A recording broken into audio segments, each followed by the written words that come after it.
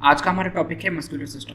देखिए, पेशीय तंत्र की जब हम बात करते हैं तो पेशीय तंत्र जो है, जैसा कि आपको यहाँ पर दिखाई दे रही है, ये गुलाबी कलर की पेशियाँ हैं और ये पेशियाँ किसके ऊपर पाई जा रही है? हड्डियों के ऊपर पाई जा रही है। तो जो हमारा स्केलेटन सिस्टम है वो हमारी बॉडी को एक स्ट्रक्चर प्रदान करता है। ठीक है, मैंने आपको बताया था जब कंकाल हमने पढ़ा था कि यदि कंकाल को हमारी बॉडी से निकाल दें तो एक मांस का लुथड़ा जो होता है, मांस का हम कहें बोरी के समान जो संरचना है वो हमारी बनी रह जाएगी, उसके अलावा कुछ नहीं रह जाएगा शरीर में। ठीक है, तो जब एक स्ट्रक्चर हमें पता लग गया कि हमारी बॉडी का स्ट्रक्चर किस तरीके से होता है, तब हमारी आगे चल के जो मसल्स हैं, नर्व्स हैं, ये सारी चीज़ें फिर बनने लगती हैं। तो मसल्स किस तरीके से, कौन सी मसल कहाँ बनेगी, ये कौन निर्धारित करता है? ये कंकाल पेशियों पर ही निर्धारित हो जाता है कि हाथ की मसल्स यहाँ पर बनेगी, चेस्ट यहाँ पर बनेगा, नेक यहाँ पर बनेगी, ये सब कंकाल के द्वारा ही निर्धारित होता है। ठीक है, मस्कुलर सिस्टम में हम बात करते हैं तो देखिए, मस्कुलर सिस्टम जो बना होता है वो मसल से मिलकर बना होता है और मसल जो है वो एक प्रकार की कनेक्टिव टिश्यू है। तो चलिए हम आगे बढ़ते हैं। देखिए, जब अपन मस्कुलर सिस्टम की बात करते हैं तो मस्कुलर सिस्टम जो है वो कॉम्प्लेक्स कलेक्शन है किसका? एक टिश्यूज़ का। और टिश्यूज़ कैसे? जिनका कि एक डिफरेंट पर्पस होता है प्रत्येक टिश्यू का। ठीक है, जब अपन कंपोनेंट की बात करते हैं मस्कुलर सिस्टम की, तो मस्कुलर सिस्टम में कई प्रकार के कनेक्टेड टिश्यू पाए जाते हैं, जिससे कि हम समझ सकते हैं कि हमारी बॉडी में जो फिजिकल मूवमेंट होता है वो किस तरीके से होता है। अब देखिए, क्या मसल्स ही सिर्फ कनेक्टिव टिश्यू है? नहीं, जो बोन था वो भी एक प्रकार की क्या होते हैं? कनेक्टिव टिश्यू होते हैं, यानी कि संयोजी ऊतक होते हैं। इसी प्रकार से मसल्स होती हैं, मसल्स भी क्या होते हैं? एक प्रकार की संयोजी ऊतक या फिर कनेक्टिव टिश्यूज होते हैं। यानी कि बोन जो होती हैं वो आपस में जुड़ी हुई होती हैं, तो हमारी पूरी बॉडी को जोड़ के रखती हैं, इसलिए उन्हें कनेक्टिव टिश्यू कहते हैं। इसी तरीके से जो मसल्स हैं वो भी कनेक्टिव टिश्यूज के रूप में हमारी बॉडी में पाई जाती हैं। आगे अपन बढ़ते हैं टाइप्स ऑफ मसल्स के बारे में। मसल्स के प्रकार हम पढ़ेंगे। तो मसल्स के देखिए बेसिक दो प्रकार होते हैं, इनवॉलेंट्री मसल्स और वॉलेंट्री मसल्स। लेकिन हमारे इंडिया में यहाँ पर जब पढ़ा जाता है तो इनको तीन भागों में डिवाइड कर दिया जाता है इनके कार्य के आधार पर। ठीक है, सबसे पहली होती है स्मूथ मसल यानी चिकनी पेशियाँ, दूसरी होती है कार्डियक मसल जिन्हें हृदय पेशियाँ कहते हैं, और तीसरी होती है स्केलेटल मसल यानी कि कंकाल पेशियाँ। एक एक की हम डिटेल में बात करेंगे। सबसे पहले देखिए, स्मूथ की बात करते हैं तो ये इनवॉलेंट्री होती है। इनवॉलेंट्री का मतलब होता है कि ये अनैच्छिक होते हैं, यानी इन पर हमारी जो इच्छाएं हैं वो काम नहीं करती, इनको हम कंट्रोल नहीं कर सकते। जैसे कि आप कोई भोजन लेते हैं, ठीक है, आपने फूड लिया, फूड को आप जब तक मुंह में रखेंगे तब तक आप उसे कंट्रोल कर सकते हैं। फूड हमारे जो मुंह है उसमें भी कई प्रकार की मसल्स हैं, तो वहाँ पर आप उसे कंट्रोल कर सकते हैं कि चबाना है या नहीं चबाना है। उसके बाद जैसे ही आप उसे निगल लेंगे, तो निगलने के बाद जैसे ही वो फूड पाइप में जाएगा, तो फूड पाइप में जाने के बाद जो वहाँ पर क्रमानुकुंचन गतियाँ चलती हैं जिससे कि भोजन आगे बढ़ता है, तो वहाँ पर आप नहीं कंट्रोल कर सकते इस चीज़ को कि अब मेरा फूड आगे जाना चाहिए या अब मेरा फूड आगे नहीं जाना चाहिए। और जैसे ही वो फूड पाइप से आगे निकल के स्टमक में चला जाएगा, उसके बाद आपका कंट्रोल बिल्कुल खत्म हो जाएगा। ठीक है, तो फिर उसका जो मन करेगा तो वो भोजन आगे ही बढ़ेगा, वो बैक नहीं आ सकता। ठीक है, चलिए, इसका तो ये होता है इनवॉलेंट्री मसल और वॉलेंट्री मसल में अंतर, यानी कि ऐच्छिक और अनैच्छिक पेशियाँ। तो ये जो स्मूथ मसल है ये कैसी अनैच्छिक पेशियाँ, इन पर कंट्रोल नहीं होता। दूसरी जो लाइन है इसका मतलब है नॉन स्ट्रिएटेड, यानी कि इनमें धारियाँ नहीं पाई जाती। अब देखिए, धारियों से मतलब क्या होता है कि आप मान के चलिए ये एक ब्लॉक है हमारे पास, ठीक है, इस ब्लॉक में एक हिस्सा है वो डार्क है, ठीक है, इसके बाद लाइट आ गया, उसके बाद फिर से एक हिस्सा आया डार्क, फिर एक हिस्सा आ गया लाइट, इसके बाद फिर एक हिस्सा आया डार्क, इसके बाद फिर एक हिस्सा आया लाइट और फिर आया डार्क। तो इस तरीके से जो संरचनाएं बनती हैं, धारियां बन जाती हैं, यानी कि dark light dark light dark light का कॉम्बिनेशन, तो उन्हें कहते हैं स्ट्रिएटेड। लेकिन यहाँ पर ऐसी धारियां नहीं पाई जाती, इसलिए इन्हें क्या कहते हैं? नॉन स्ट्रिएटेड, यानी ये अरेखीय पेशियां हैं, अरेखीय यानी रेखा इनमें नहीं पाई जा रही। तीसरी हम बात करें तो इनमें सिंगल न्यूक्लियस पाया जाता है, यानी कि एक केंद्रक पाया जाता है एक मसल्स के अंदर। ठीक है, तो स्मूथ मसल का मतलब क्या हो गया? ये चिकनी पेशियां हैं। चिकनी का मतलब, स्मूथ का मतलब क्या है कि इन पर धारियां नहीं पाई जा रही, इसलिए ये कैसी हैं? स्मूथ हैं।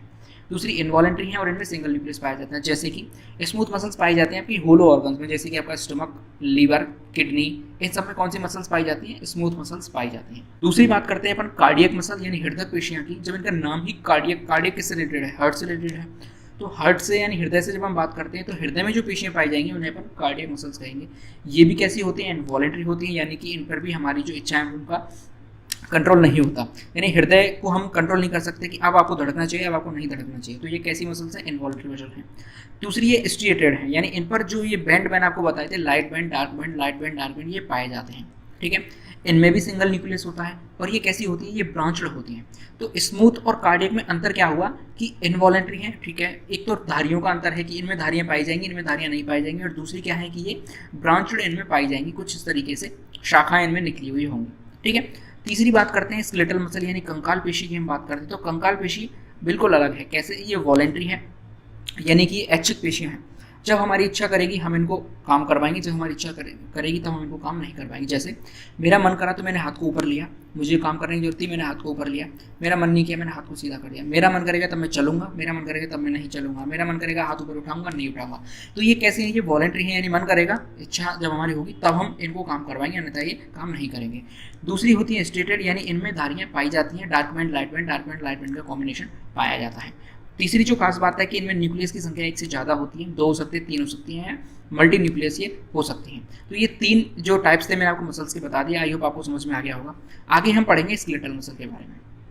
देखिए एक बार आप यहाँ पर डायग्राम से समझ लीजिए कि जो कार्डियक मसल्स होती हैं उनमें ये जो डॉट आपको दिखाई दे रहा है, ये डॉट है आपका क्या, न्यूक्लियस, और न्यूक्लियस में आपको ये जो धारियाँ दिखाई दे रही हैं, ठीक है, ये धारियाँ क्या है, स्ट्रेटेड, इन्हें ही लाइट बैंड डार्क बैंड का कॉम्बिनेशन अपन कहते हैं, और ब्रांच आपको दिखाई दे रही है। स्केलेटल मसल की हम बात कर रहे हैं, तो स्केलेटल मसल क्या है, बोन से जुड़ी हुई होती हैं आपस में, ठीक है, बोन से जुड़ी हुई होती हैं। तो इनमें भी आपको एक न्यूक्लियस दिखाई दे रहा है और ये धारियाँ आपको दिखाई दे रही हैं। तीसरी हम बात करते हैं स्मूथ मसल की, जैसे कि स्टमक में आपकी स्मूथ मसल पाई जाएंगी, तो यहाँ पर आपको न्यूक्लियस दिखाई दे रहा है, लेकिन किसी भी तरीके के धारियाँ या फिर बैंड आपको दिखाई नहीं दे रहे, ये चिकनी पेशियाँ होती हैं, ठीक है।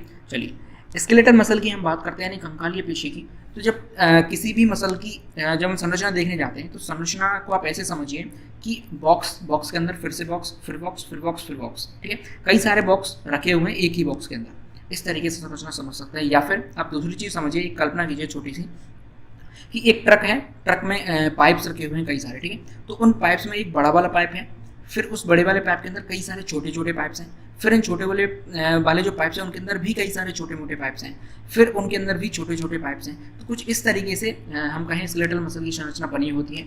तो सबसे पहले मसल है, मसल के अंदर कई सारे मसल बंडल पाए जाएंगे, ठीक है। मसल बंडल जो है वो कई सारे मसल फाइबर्स से मिलकर बने होंगे। मसल फाइबर्स जो है वो कई सारे माइक्रोफिब्रिल से मिलकर बने होंगे, छोटे छोटे धागे जैसी संरचनाओं से। और जो माइक्रोफिब्रिल्स हैं वो कई सारे माइक्रोफ्लामेंट्स, यानी कि छोटे माइक्रोफिब्रिल से भी छोटे छोटे धागों से मिलकर बने होंगे। और जो माइक्रोफ्लामेंट्स हैं वो 2 होते हैं हमारी मसल्स के अंदर, एक होता है एक्टिन और दूसरा होता है मायोसिन, ठीक है।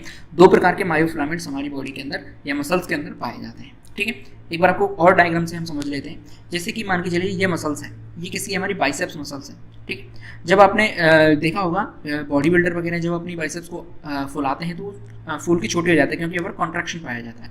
तो इस मसल्स को हमने यहाँ पर जूम किया, जूम करने के बाद हम क्या देखते हैं कि ये मसल का बंडल आ गया हमारे सामने, ठीक है। ये पूरी मसल है, इस मसल के अंदर हम क्या देख रहे हैं, छोटे छोटे बंडल्स रखे हुए मसल्स के। जब हमने एक बंडल को निकाल के इसको जूम इन किया, तो जूम करने के बाद ये पूरा बंडल है और इसके अंदर भी छोटे छोटे ऐसे ही धागे जैसी संरचना पाई जा रही है, फिर बंडल पाए जा रहे हैं, जिससे अपन क्या कहते हैं, फेसिकल, ठीक है। इस एक फेसिकल को लेके हमने फिर से जूम इन किया, तो जूम इन करने के बाद फिर इसके अंदर हमें छोटे छोटे धागे जैसी संरचनाएं मिली, जिससे अपन मसल फाइबर कहेंगे या फिर मसल सेल कहेंगे।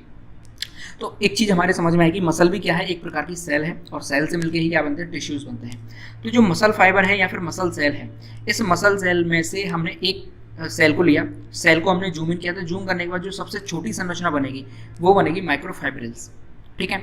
अब माइक्रोफाइब्रिल का हमने एक पोर्शन लिया और इस पोर्शन को फिर से जूम किया, और जूम करने के बाद हमें जो माइक्रोफिलामेंट्स मैंने आपको बताए थे, एक्टिन और मायोसिन, वो हमें जाके दिखाई देंगे, और इस एक पोर्शन को क्या कहेंगे, सार्कोमियर, ठीक है।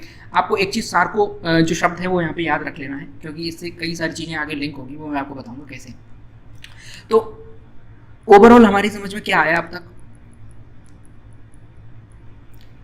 तो ओवरऑल हमारे दिमाग में चार्ट बन जाना चाहिए कि मसल के अंदर मसल बंडल होंगे कई सारे। एक मसल बंडल को हम जूम इन करेंगे तो फेसिकल बनेगा, फेसिकल को हमने जूम इन किया तो मसल फाइबर या फिर मसल सेल्स बनेंगे, मसल सेल को अपन जूम इन करेंगे तो माइक्रोफाइब्रिल्स बनेंगे, और माइक्रोफाइब्रिल्स के अंदर मिलेगा हमें सार्कोमियर, और सार्कोमियर के अंदर हमें मिलेंगे माइक्रोफिलामेंट्स, जो होंगे एक्टिन और मायोसिन, ठीक है। ये चीज़ आपको समझ में आ गई। अब देखिए एक चीज़ और यहाँ पर दिखाई दे रही है, ये टेंडन। टेंडन क्या होता है, जो मसल्स को बोन से कनेक्ट करता है उसे क्या कहते हैं, टेंडन कहते हैं। चलिए अब देखिए मसल क्या है, एक प्रकार की सेल है, ठीक है। तो कोई सेल है तो सेल के ऊपर प्लाज्मा मेम्ब्रेन होती है, उसकी माइटोकॉन्ड्रिया होते हैं, उसके हम कहें ईआर होती है, एंडोप्लाज्मिक रेटिकुलम होती है, साइटोप्लाज्म होता है, ठीक है, ये सारी चीज़ें होती है। लेकिन जब अपन मसल सेल की बात करते हैं तो मसल सेल का नाम मैंने आपको बताया था, क्या बताया था, एक सार्कोमियर, ठीक है। जब अपन किसी नॉर्मल सेल की बात करते हैं तो वहाँ पर उसकी सेल मेम्ब्रेन पाई जाती है, लेकिन जब अपन मसल सेल की बात करते हैं तो उस मसल सेल की जो सेल मेम्ब्रेन है उसे बोला जाता है सार्कोलेमा, ठीक है। उसके बाद जैसे एक हमारे पास नॉर्मल सेल होती है तो उसके अंदर एंडोप्लाज्मिक रेटिकुलम पाई जाती है, लेकिन जब हम मसल सेल की बात करते हैं तो यहाँ पर एंडोप्लाज्मिक रेटिकुलम का नाम बदल जाता है, वो हो जाता है सार्कोप्लाज्मिक रेटिकुलम। ठीक है, उसके बाद जो नॉर्मल सेल होती है उसके अंदर साइटोप्लाज्म भरा होता है, लेकिन जो मसल सेल होती है उसके अंदर जो भरा रहता है उसे हम सार्कोप्लाज्म कहते हैं। इसके अलावा इनके अंदर स्टोर्ड ग्लाइकोजन के रूप में रहता है, जो कि हमको स्टोर्ड एनर्जी है हमारी एक तरीके से। ठीक है, जब अपनी जरूरत पड़ेगी तो ग्लाइकोजन को ग्लूकोज में कन्वर्ट कर दिया जाएगा। ठीक है, तो ये एक मसल सेल की चीज़ मैंने आपको बताई। सार्कोलेमा क्या होगी? प्लाज्मा मेम्ब्रेन, किसकी? मसल सेल की। सार्कोप्लाज्मिक रेटिकुलम क्या होगा? जैसे नॉर्मल सेल में एंडोप्लाज्मिक रेटिकुलम होती है, ऐसे सार्कोप्लाज्मिक रेटिकुलम होती है, जो कि कैल्शियम आयन का सिक्रेशन करेगी, आगे अपन पढ़ेंगे। उसके बाद सार्कोप्लाज्म होता है क्या? जो मसल सेल के अंदर जो मटेरियल भरा हुआ होता है पूरी, उसे अपन सार्कोप्लाज्म कहते हैं। अब देखिए, ये हमारे पास क्या है? ये एक माइक्रोफाइब्रिल है। ठीक है, इस माइक्रोफाइब्रिल के अंदर कई सारे मायोफिलामेंट्स होंगे, जैसे कि मैंने आपको बताया था एक्टिन और मायोसिन। ठीक है, दो मायोफिलामेंट्स हैं, कौन कौन से? एक्टिन और मायोसिन। एक्टिन और मायोसिन की हम बात करते हैं तो ये दोनों ही प्रोटीन से मिलकर बने होते हैं। ठीक है, एक चीज़ आपको यही समझ लेनी है कि जो एक्टिन फिलामेंट होता है वो थिन होता है। ठीक है, और मायोसिन जो फिलामेंट है वो कैसा होता है? वो थिक फिलामेंट होता है। अब आपको यही से समझ लेनी है, मैं बात जो बताने वाला हूँ उसको आप अपने कोई ऐसे जो फैटी लोग हैं, चबी लोग हैं, वो अपने ऊपर ना लें, लेकिन आप समझने के लिए बता रहा हूँ कि हम कैसे याद करेंगे। तो जो एक्टिन फिलामेंट है वो थिन है। ठीक है, और जो मायोसिन फिलामेंट है वो थिक है। तो मायोसिन से आप याद कर सकते हैं मोटा। तो जो मायोसिन जो फिलामेंट है वो मोटा है, इसलिए उसे क्या कहेंगे? थिक फिलामेंट कहेंगे। वहाँ से मायोसिन, वहाँ से मोटा। ठीक है, और एक्टिन और थिन दोनों आप देखेंगे तो सेम सा लग रहा है, एक्टिन और थिन। ठीक है, इस तरीके से आप याद कर सकते हैं कौन सा फिलामेंट थिन फिलामेंट है और कौन सा फिलामेंट थिक फिलामेंट है, इस तरीके से। अब अपन जब इनकी स्ट्रक्चर बात करेंगे एक की, तो हमें सार्कोमियर को पढ़ना होगा। ठीक है, सार्कोमियर के अंदर हम देखेंगे किस तरीके से जो एक्टिन फिलामेंट हैं और थिक फिलामेंट किस तरीके से अटैच रहते हैं या किस तरीके से पाए जाते हैं। चलिए, ये हमारे पास एक क्या है? सार्कोमियर है। एक हमने एरिया ले लिया। ठीक है, इस एरिया के अंदर जेड डिस्क है और इधर भी क्या है? ये भी, इधर भी क्या है? Z line. ठीक है, ये चीज़ आपको समझ आ जानी चाहिए कि एक जेड लाइन से लेकर दूसरे जेड लाइन तक के एरिया को क्या कहा जाता है? सार्कोमियर कहा जाता है। ये चीज़ आपको क्लियर होगी। अब देखिए, ये जो आपको ब्लू कलर के दिखाई दे रहे हैं ये हैं थिन फिलामेंट, जिसे अपन क्या कहेंगे? एक्टिन। और ये जो रेड कलर के आपको दिखाई दे रहे हैं ये है मायोसिन, जिसे अपन कहेंगे थिक फिलामेंट। तो ये आपको साइज में भी दिखाई दे रहे हैं, वो थिन है और थिक है। अब I band, A band, H zone और एम लाइन, ये सब क्या होता है वो आपको मैं बताऊंगा। और आज इस वीडियो को देखने के बाद आपको कहीं भी इनमें कन्फ्यूजन नहीं रहने वाला है। ठीक है, देखिए समझ। सबसे पहले हम बात करते हैं आई बैंड की। आई बैंड में हम जो कंसिडर करते हैं चीज़ों को, उसमें सिर्फ और सिर्फ आपको किया जाता है लाइट बैंड को। ठीक है, यानी आई बैंड कैसा है? लाइट बैंड होगा। और ए बैंड कैसा होगा? आपका डार्क बैंड होगा। ठीक है, ए बैंड कैसा होगा? डार्क बैंड होगा। और आई बैंड कैसा होगा? लाइट बैंड होगा। ये चीज़ आपको समझ में आ गई। अब हमने क्यों ए बैंड को लाइट बैंड, डार्क बैंड कहा और आई बैंड को लाइट बैंड कहा? क्यों? क्योंकि देखिए, आई बैंड में जो आई है इसका मतलब है आइसोट्रोपिक, और ए बैंड में ए है इसका मतलब है एनआइसोट्रोपिक। तो जो जिसमें से लाइट पास हो जाती है उसे कहते हैं फिर आइसोट्रोपिक, और जिसमें लाइट पास नहीं हो पाती उसे कहते हैं एनआइसोट्रोपिक। ठीक है, तो आई बैंड में मतलब है ये लाइट बैंड है, और ए का मतलब है इसमें से लाइट पास नहीं हो रही, इसलिए ये डार्क बैंड है, यानी कि मोटा है। अब आपको ये चीज़ समझ आ गई कि आई बैंड और ए बैंड क्या है। तो आई बैंड जो होगा, आई बैंड का एरिया देखिए यहाँ से और यहाँ तक है। ठीक है, इसी तरीके से आई बैंड का एरिया यहाँ से और यहाँ तक है। अब इस आई बैंड में आपको क्या क्या चीज़ दिखाई दे रही है? सिर्फ और सिर्फ थिन फिलामेंट हमें यहाँ पर दिखाई दे रहे हैं। ठीक है, थिन फिलामेंट हमें दिखाई दे रहे हैं, यानी कि कैसे फिलामेंट? हमें सिर्फ और सिर्फ एक्टिन दिखाई दे रहा है। ठीक है, दूसरी हम ए बैंड की बात करते हैं। तो ए बैंड में देखिए आपको क्या क्या चीज़ दिखाई देगी। मैं इसको दूसरी से बात करते हैं। अब आपको ए बैंड की यदि हम बात कराते हैं, ए बैंड में आपको क्या क्या चीज़ दिखाई दे रही है? देखिए, ए बैंड कहाँ से कहाँ तक है? यहाँ से यहाँ तक है।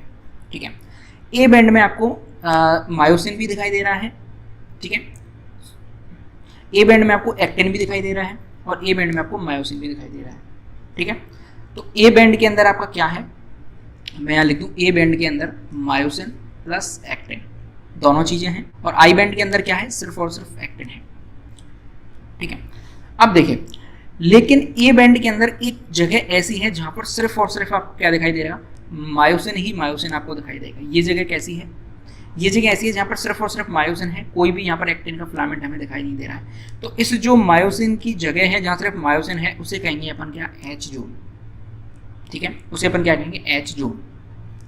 तो ये आपको जोन समझ में आ गए। ये जो है ये क्या है, जेड लाइन है, दोनों तरफ पाई जाएगी जेड लाइन, ठीक है। उसके बाद आई बैंड है, ए बैंड है, एच जोन है, ठीक है। एच जोन के बाद एक चीज और यहाँ पर पाई जाती है, बिल्कुल बीचों बीच में मायोसिन के बिल्कुल बीचों बीच में एक लाइन पाई जाती है। इस लाइन को बोला जाता है क्या, एम लाइन। इस लाइन को क्या बोला जाता है, एम लाइन बोला जाता है। अब एक बार फिर से आप इसको रिवाइज करिए, देखिए फिर से मैं आपको समझाता हूँ एक और बार। अब देखिए फिर से एक बार हम इसको समझते हैं कि ये हमारे पास क्या है, एक माइक्रोफाइब्रिल है, ठीक है। इस माइक्रोफाइब्रिल में हमें यहाँ से यहाँ तक का एरिया, इस माइक्रोफाइब्रिल में हमें यहाँ से और यहाँ तक तो सिर्फ जेड लाइन दिखाई दे रही है, क्योंकि हमें सार्कोमेर की बात कर रही, तो सार्कोमेर का एरिया क्या है, जेड से लेकर जेड तक की जेड लाइन, सॉरी बीच का एरिया, ठीक है। दूसरी चीज हमारे पास दो चीजें हैं, आई बैंड और एक है ए बैंड, ठीक है। पहले आई और ए को निपटा लेते हैं। आई बैंड के अंदर मैंने आपको क्या बताया, आई बैंड कहाँ से कहाँ तक है, यहाँ से और यहाँ तक, ठीक है। ऐसे ही आई बैंड कहाँ से कहाँ तक है, यहाँ से और यहाँ तक। तो आई बैंड के अंदर सिर्फ और सिर्फ क्या है, एक्टिन, ठीक है। दूसरी चीज ए बैंड कहाँ से कहाँ तक है, ठीक है, दूसरे पेन से बनाता हूँ। ए बैंड कहाँ से कहाँ तक है, यहाँ से और यहाँ तक। ए बैंड के अंदर क्या है, एक्टिन भी है, मायोसिन भी है, यानी ए के अंदर क्या है, एक्टिन प्लस मायोसिन, ठीक है, ठीक है। अब उसके बाद एक एरिया ऐसा भी है, एक एरिया ऐसा भी है जहां पर सिर्फ और सिर्फ मायोसिन पाया जा रहा है, जहां पर सिर्फ और सिर्फ मायोसिन पाया जा रहा है। इस मायोसिन वाले एरिया को क्या बोला जाता है, एच जोन। और इस मायोसिन वाले एरिया के अंदर ही एक लाइन पाई जाती है, उस लाइन को बोला जाता है बिल्कुल बीचों बीच से, उस लाइन को बोला जाता है क्या, एम लाइन, ठीक है। तो आपको आई होप ये चीज समझ में आ गई होगी। एम लाइन क्या होती है, आई बैंड क्या होता है, ए बैंड क्या होता है, एच जोन क्या होता है, समझ में आ गई होगी, ठीक है। अब एक बार फिर से इसको वीडियो को रिवाइज करके देखिएगा, आपको जरूर से समझ में आ जाएगी ये चीज़। तो ये हमने एक किसकी स्ट्रक्चर देखी, एक माइक्रोफाइब्रिल की हमने स्ट्रक्चर देखी। हम देखिए बात करेंगे मसल कॉन्ट्रैक्शन के बारे में, कि मसल किस तरीके से कॉन्ट्रैक्ट होती है, क्योंकि मसल हमने स्केलेटल मसल के अंदर पढ़ लिया, क्योंकि जब हम मूवमेंट करेंगे तो मूवमेंट में मसल का कॉन्ट्रैक्शन भी होगा और मसल का रिलैक्सेशन भी होगा। तो वो हमें पढ़ना होगा कि कॉन्ट्रैक्ट किस तरीके से मसल हमारी करती है। तो जब साइंटिस्ट कई सारे हुए, उन्हें ये पता लगा कि मसल हमारी कॉन्ट्रैक्ट रिलैक्स करती है, तो फिर उनके मन में एक क्वेश्चन आया कि हम ये तो देखें किस तरीके से मसल का कॉन्ट्रैक्शन होता है, रिलैक्सेशन किस तरीके से होता है। तो कई सारे साइंटिस्ट हुए, उनमें से एक साइंटिस्ट और उनके साथ के दोस्त थे A.F. हक्सले, और इनके कई सारे दोस्त थे। उन्होंने एक थ्योरी प्रेजेंट करी, उस थ्योरी का नाम है स्लाइडिंग फिलामेंट थ्योरी।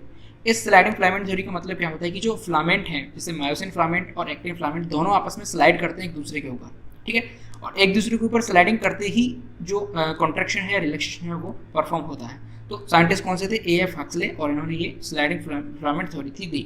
अब देखिए हम आगे बढ़ते हैं, एक एक चीज़ को समझते हैं। सबसे ऊपर जो दिखाई दे रहा है आपको, ये है एक्टिन फिलामेंट, और नीचे वाला है ये आपको दिखाई दे रहा है मायोसिन फिलामेंट। सबसे पहले अपन मायोसिन की बात कर लेते हैं। तो मायोसिन फिलामेंट जो है वो दो चीज़ों से मिलकर बना होता है, ठीक है। दो चीज़ कौन कौन सी है, एक जो इसका पोर्शन है, जैसे मैं इस वाले पार्ट को ले लेता हूँ, इसमें ये जो पोर्शन आपको दिखाई दे रही है ये है इसकी टेल, और ये दो आपको चने की जैसी संरचना दिखाई दे रही है, ये है इसके हेड, ठीक है। और ये मायोसिन फिलामेंट किससे मिलकर बना होता है, पॉलीपेप्टाइड की चेन है, दोनों ही इसकी हैवी चेन्स होती हैं। तो मायोसिन फिलामेंट पॉलीपेप्टाइड की यानी प्रोटीन से मिलकर बना होता है, ठीक है। ये चीज़ आपको समझ में आ गई। टेल है, दूसरा पोर्शन का हेड है, ठीक है। दूसरी चीज़ बात करते हैं, जो हेड वाला पोर्शन है, ये हेड वाला पोर्शन ही किससे अटैच होगा, एक्टिन से अटैच होगा, और ये इसको पीछे की तरफ पुल करेगा, यानी एक दूसरे पर ये स्लाइड करेंगे, तो मसल कॉन्टैक्ट और रिलैक्स होगी। तो मायोसिन आपकी समझ में आ गया। अब अपन एक्टिन की बात करते हैं। मायोसिन बहुत सिंपल सा है, लेकिन एक्टिन में थोड़ी सी चीज़ें कॉम्प्लिकेटेड है। कैसे कि एक्टिन तीन चीज़ों से मिलकर बना हुआ है, ठीक है। ये जो आपको चेन दिखाई दे रही है, दाने दाने छोटे छोटे पीले कलर के चीज़ें दिखाई दे रही हैं, ये चीज़ क्या है, ये इसकी प्रोटीन की चेन है, यानी पॉलीपेप्टाइड की चेन है। तो दो तो इसकी क्या होगी, पॉलीपेप्टाइड चेन्स, ठीक है, पहली चीज़। दूसरी चीज़ हम बात करेंगे, आपको एक येलो कलर की ऐसी रस्सी जैसी संरचना दिखाई दे रही होगी, ये एक प्रोटीन है। ये प्रोटीन कौन सी है, ट्रोपोमायोसिन। कौन सी प्रोटीन है, ट्रोपोमायोसिन, जो कि आपको दिखाई दे रहे हैं। इसके अलावा आपको एक ग्रीन कलर की चीज़ और दिखाई दे रही होगी, ये एक गोलाकार प्रोटीन है, और इस गोलाकार प्रोटीन का नाम है ट्रोपोनिन, ट्रोपोनिन, ठीक है। तो तीन चीज़ों से मिलकर आपका एक्टिन बना हुआ है, किससे, सबसे पहले दो पॉलीपेप्टाइड चेन है, उसके अलावा एक प्रोटीन है जिसे कहेंगे ट्रोपोमायोसिन, दूसरी प्रोटीन है जिसे हम कहेंगे ट्रोपोनिन। तो इन तीन चीज़ों से मिलकर आपका एक्टिन जो फिलामेंट है वो बना हुआ है। इसके अलावा जब अपन ट्रोपोनिन के स्ट्रक्चर की बात करते हैं, ये दो चीज़ें तो आपको समझ में आ गई होंगी। अब देखिए, हमने ट्रोपोमायोसिन है एक लंबी प्रोटीन है, ठीक है। इसके अलावा जो एक्टिन है वो भी एक लंबी प्रोटीन है, लेकिन जो ट्रोपोनिन है ये गोलाकार प्रोटीन है। जब अपन इसकी संरचना देखते हैं तो कुछ इस तरीके की संरचना हमें इसकी दिखाई पड़ती है। इसके 3 ब्लॉक्स इसके अंदर बने हुए हैं, देखिए कुछ इस तरीके से, ठीक है। इन 3 ब्लॉक्स के अंदर एक जो ब्लॉक है वो है कैल्शियम आयन का, ठीक है। यानी कि यहाँ पर आकर कैल्शियम आयन आपके बाइंड होंगे। वो किस तरीके से परफॉर्म होगा वो हम आपको बताएंगे। दूसरा जो ब्लॉक है, इस ब्लॉक के अंदर पाया जाता है आपका एक्टिन फिलामेंट को बाइंड करने का साइट, ठीक है। यानी यहाँ पर आकर एक्टिन से ये बाइंड हुई प्रोटीन है। तीसरी जो ब्लॉक है, ये ब्लॉक क्या होगा, इसके अंदर ट्रोपोमायोसिन प्रोटीन जो है वो आकर बाइंड होगी, ठीक है। 3 ब्लॉक हैं इसके अंदर, ट्रोपोनिन प्रोटीन के अंदर। एक ब्लॉक के अंदर कैल्शियम आयन निकलेंगे, रिलीज होंगे, उसके अलावा दूसरे पे एक्टिन आके बाइंड होगा और तीसरे पे क्या, ट्रोपोमायोसिन आकर बाइंड होगी। ये 3 पोर्शन किसके हैं, ट्रोपोनिन प्रोटीन के, ठीक है। आपको समझ में आ गया। 3 की हम बात करते चल रहे हैं। सबसे पहले एक्टिन की बात करें तो 3 चीज़ों से मिलकर बना हुआ है। एक्टिन प्रोटीन से, यानी 2 पॉलीपेप्टाइड चेन से, उसके अलावा ट्रोपोनिन प्रोटीन और ट्रोपोमायोसिन प्रोटीन। जो ट्रोपोनिन प्रोटीन है उसके भी 3 ब्लॉक हैं। उन 3 ब्लॉक में एक में कैल्शियम आयन आके अटैच होंगे, दूसरे एक्टिन से जो अटैच है, और तीसरे पर ट्रोपोमायोसिन आके अटैच होगा, ठीक है। और मायोसिन फिलामेंट वाला सिंपल सा है बेचारा, 2 उसके हेड हैं और पीछे की तरफ एक टेल बनी हुई है। अब देखिए किस तरीके से मसल जो है वो कॉन्ट्रैक्शन चलता है, या मसल किस तरीके से कॉन्ट्रैक्ट करता है। सबसे पहले मसल कॉन्ट्रैक्शन की जो स्टार्टिंग होती है वो हमारे दिमाग से होती है, ब्रेन से होती है। ब्रेन से सिग्नल आता है, ये नर्व है, सिनेप्टिक नोड है। ये देखिए ये सिनेप्टिक नोड है, इसने यहाँ पर सिग्नल को रिलीज किया, ठीक है। इम्पल्स आए, इम्पल्स को रिलीज किया ACH के रूप में। अब क्या होगा, जैसे ये सेल है, ये जो आपको येलो करके दिखाई दे रही है, ये क्या है, मसल सेल है, ठीक है। मसल सेल के अंदर ये टिब्यूल बनी हुई है जिसे कहते हैं टी टिब्यूल, ठीक है। और इस मसल सेल के अंदर ये आपके माइक्रोफिलामेंट्स पड़े हुए हैं, यानी एक्टिन और मायोसिन दोनों पड़े हुए हैं। ये मायोसिन है और ये क्या है, एक्टिन है। अब इस मसल सेल के अंदर यहाँ से नर्व इम्पल्स आएंगे, ठीक है। नर्व इम्पल्स इस टी टिब्यूल के अंदर आते हुए यहाँ तक आएंगे, और ये बीच में क्या दिखाई देगी हमें, यहाँ पर सार्कोप्लाज्मिक रेटिकुलम, ठीक है। एंडोप्लाज्मिक रेटिकुलम हर सेल के अंदर होती है, लेकिन यहाँ पर क्या है, साइटोप्लाज्मिक रेटिकुलम। इस साइटोप्लाज्मिक रेटिकुलम में जो कैल्शियम ATPase पंप पाया जाता है, उस ATPase पंप से कैल्शियम आयन को रिलीज कर दिया जाता है, कहाँ पर, मसल के लिए, ठीक है। ये चीज़ आपको समझ में आ गई। एक बार फिर से समझिए, देखिए कैसे, ठीक है। फिर से समझिए, ये नर्व इम्पल्स यहाँ से आए, नर्व इम्पल्स यहाँ से आएंगे, ये टी टिब्यूल के अंदर। टी टिब्यूल के अंदर आते ही ये जो आपकी येलो कलर, सॉरी, ये जो आपको ब्लू कलर की दिखाई दे रही है, ये क्या है, सार्कोप्लाज्मिक रेटिकुलम। सार्कोप्लाज्मिक रेटिकुलम को बोला जाएगा कि हमें कैल्शियम आयन की जरूरत है, ये तुरंत कैल्शियम आयन यहाँ पर रिलीज कर देगी। और यहाँ पर जो आपके मायोफिलामेंट्स है वो पड़े हुए एक्टिन और मायोसिन। एक्टिन पर आकर ये कैल्शियम आयन रिएक्ट करेंगे, ठीक है। अब देखिए कैल्शियम आयन की हमें क्यों जरूरत पड़ी। ये जो ट्रोपोनिन प्रोटीन है और इधर ये आपकी ट्रोपोमायोसिन प्रोटीन है, आप इस इधर दिखाई दे रहे हैं, ये जो हेड है ये इससे तब जुड़ेगा जब यहाँ से ये ट्रोपोनिन प्रोटीन हट जाएगी। और ट्रोपोनिन प्रोटीन का मैंने आपको बताया था कुछ इस तरीके का स्ट्रक्चर होता है, 3 ब्लॉक्स पाए जाते हैं। कैल्शियम आयन यहाँ पर आकर अटैच होंगे। जैसे ही कैल्शियम आयन इस पोर्शन पर आकर अटैच हो जाएंगे, ये ट्रोपोनिन जो यहाँ पर अटैच हुई है ये यहाँ से हट जाएगी, ठीक है। यानी हमारा काम क्या है, यहाँ से इस ट्रोपोनिन को हटाना है। जैसे ही ये ट्रोपोनिन यहाँ से हटेगी, हटने के तुरंत बाद ये जो हेड है यहाँ पर आकर जुड़ जाएगा, ठीक है। आप समझ गए। कैल्शियम आयन यहाँ पर आएंगे, कैल्शियम आयन आने के बाद ये जो फिलामेंट है किसका, मायोसिन का, ये मायोसिन का फिलामेंट यहाँ पर आकर अटैच हो जाएगा। तुरंत ही तुरंत क्या होगा, एक ATP आएगा। ATP किसके अंदर चेंज हो जाएगा, ADP के अंदर, और फॉस्फेट अलग निकल जाएगा। लेकिन जो हमें चीज़ चाहिए वो क्या निकलेगी, एनर्जी।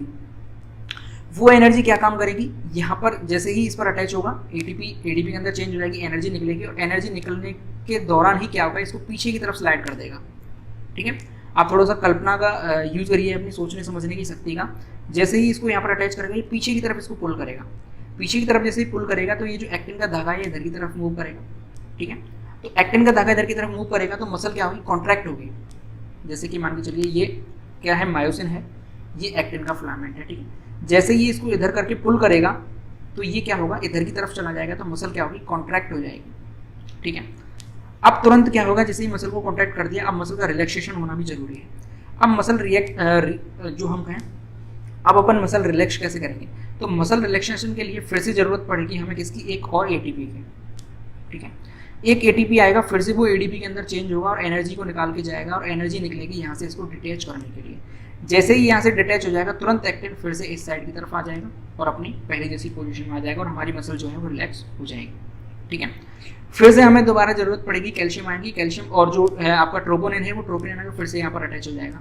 लेकिन हमें फिर से ज़रूरत पड़ेगी, क्या फिर से हमें मसल कॉन्ट्रैक्ट करनी है, फिर से कैल्शियम आयन आएंगे यहाँ पर और इस ट्रोपोनिन को यहाँ से हटाएंगे, हटाने के बाद ये जो इसका हेड वाला पार्ट है इसे जुड़ेगा, जुड़ने के इसको पीछे की तरफ पुल करेगा, एटीपी की ज़रूरत पड़ेगी, ठीक है। फिर से जब इसको पुल कर देगा लास्ट तक, फिर से इसको रिलैक्स करने की जरूरत पड़ेगी, फिर से एटीपी आएगी, एनर्जी रिलीज होगी, उसको वापस से अपनी पहली जैसी पोजीशन में ला दिया जाएगा। तो इस तरीके से रिलैक्सेशन कॉन्ट्रैक्शन जो है मसल करती रहती है। अब देखिए मसल कॉन्ट्रैक्शन के दौरान बेसिकली हो क्या रहा है, Z line come closer, H zone disappear and I band जो है वो शॉर्ट हो रहा है। देखिए इसको फिर से हमें यहाँ पर आकर समझना होगा कि सबसे पहले हम क्या देख रहे हैं कि मसल जो कॉन्टैक्ट है उसके दौरान जेड लाइन है वो छोटी हो रही है, यहाँ से लेके जेड लाइन यहाँ तक स्टार्ट है। जैसे ही ये यहाँ पर बाइंड करेगा और बाइंड करने के बाद एक्टिन को इधर की तरफ खींचेगा, ठीक है, ऐसे ही ये इधर की तरफ बाइंड करेगा, ये इसको इधर खींचेगा, तो दोनों जब इधर की तरफ आएंगे तो ऑटोमेटिक जो है ये जो जेड लाइन है वो शॉर्ट हो जाएगी, ठीक है, जेड लाइन ऑटोमेटिक शॉर्ट हो जाएगी। चलिए दूसरी चीज क्या है, एच जोन है वो डिसअपियर हो जाएगा। अब देखिए यहाँ पर एच जोन कैसे, एच जोन क्या था, ये वाला पोर्शन, यानी कि ये। अब एक चीज समझिए कि जब आपकी एक्टिन इधर की तरफ आ जाएगा और ये एक्टिन इधर की तरफ आ जाएगा तो क्या ऐसा कोई पोर्शन बच जाएगा कि जहाँ पर सिर्फ और सिर्फ मायोसिन फिलामेंट हो, नहीं बचेगा, क्योंकि दोनों जगह पर मायोसिन एक्टिन जो है वो आकर अपनी जगह बना लेगा और मायोसिन की सिंगल जो मायोसिन की जगह है वो नहीं रह जाएगी, तो एच जोन भी उसके साथ ही समाप्त हो जाएगा, खत्म हो जाएगा। तीसरी चीज जो होगी कि आई बैंड जो है वो शॉर्टर हो जाएंगे। कैसे हो जाएंगे आई बैंड शॉर्टर, वो चीज समझिए। देखिए आई बैंड का मतलब क्या है कि सिर्फ और सिर्फ हमें एक्टिन दिखाई दे उसे अपन कहेंगे आई बैंड। तो जब यहाँ से एक्टिन इधर की तरफ चला जाएगा, ये वाला एक्टिन इधर चला जाएगा, ये एक्टिन इधर चला जाएगा, तो ऑटोमेटिक आई बैंड की जो है वो लंबाई वो शॉर्ट हो जाएगी, यानी छोटी हो जाएगी। तो जब ये तीनों चीजें अपन देख लेंगे तो अपन कहेंगे कि जो मसल है वो कॉन्ट्रैक्ट हो रही है, ठीक है। एच जोन बिल्कुल खत्म हो जाएगा, जेड लाइन जो है वो शॉर्टर हो जाएगी, उसके अलावा आई बैंड भी क्या है, छोटे हो जाएंगे। तो इन तीनों चीज़ों से हम ये निर्णय ले सकते हैं कि जो मसल है वो रिलैक्स हो रही है, सॉरी कॉन्ट्रैक्ट हो रही है। और जब रिलैक्सेशन होगा तो वापस से क्या होगा, एक्टिन अपनी जगह पे आ जाएंगे, मायोसिन अपनी जगह पर आ जाएंगे, जेड लाइन है फिर से पहली जैसी हो जाएगी, एच जोन फिर से हमें दिखाई देने लग जाएगा, आई बैंड पहली जैसी लंबाई में आ जाएंगे, ठीक है। मैं ये आशा करता हूँ कि आपको ये जो मसल कॉन्ट्रैक्शन है वो आसानी से समझ में आया होगा। नहीं समझ में आया फिर से वीडियो को रिपीट करके देखिए, आपको जरूर से जरूर समझ में आ जाएगा। और एक बार यदि आपको समझ में आ जाए तो मुझे नीचे कमेंट जरूर कर दीजिएगा कि सर आपको सर हमें समझ में आ गया है। अगर नहीं भी आया है तो मुझे कमेंट करिए, मैं को फिर से वीडियो बनाऊंगा, फिर से आपको मसल कॉन्ट्रैक्शन वाला जो है आपको फिर से समझाऊंगा, ठीक है। तब तक वीडियो अगर अच्छी लगती है तो चैनल को सब्सक्राइब जरूर कर लें, लाइक जरूर करिएगा वीडियो को, कमेंट करके मुझे बताइए, कोई क्वेश्चन है तो जरूर पूछिए। देश से प्यार करें, माता पिता से प्यार करें। जय हिंद।